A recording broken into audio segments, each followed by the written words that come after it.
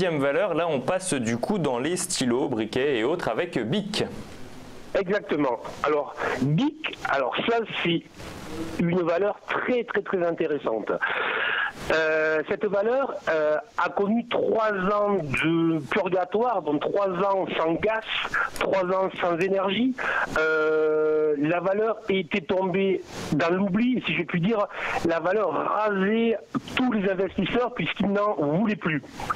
Et cette valeur nous a déclenché, suite à la publication de ces résultats le 24 octobre, un gros retournement volume range.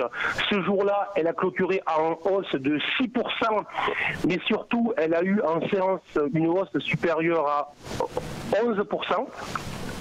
Et depuis le point bas sur les 72 début octobre, la valeur donc est en hausse de plus de 20%. Autrement dit, là aussi, j'en reviens à toujours rechercher en ce moment des valeurs qui sont tombées dans le regard des investisseurs, en l'occurrence Dombic, on pourrait dire, qui ont rallumé la flamme des investisseurs pour elles. Et bon, très typiquement, on y est après 3 ans donc d'oubli, la valeur rebondit. La problématique que l'on a avec ce type de valeur, c'est que l'on est passé de 72 à 97 à moins de 1 mois. Autrement dit, on est sur une hausse très impulsive, très violente. Rentrer comme ça, c'est quand même très compliqué, surtout sur donc des marchés qui sont plutôt agités en ce moment. Je conseille plutôt un achat sur repli.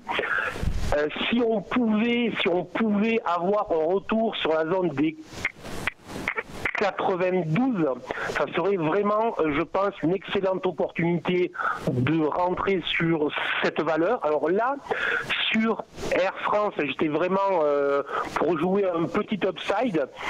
Avec Bic, on va plutôt s'orienter vers une valeur de type investisseur, long terme. On sort de 3 ans de très forte baisse. Les investisseurs se réintéressent à la valeur. Donc je pense qu'il faut essayer de jouer un gros retournement de cette valeur. C'est très typiquement une valeur qu'il faudrait remettre dans son PEA lorsqu'on l'avait sorti. Voilà. C'est noté. Merci beaucoup Bernard Pradeclos. Je rappelle que vous êtes trader pour compte propre et auteur du livre Stratégie de marché.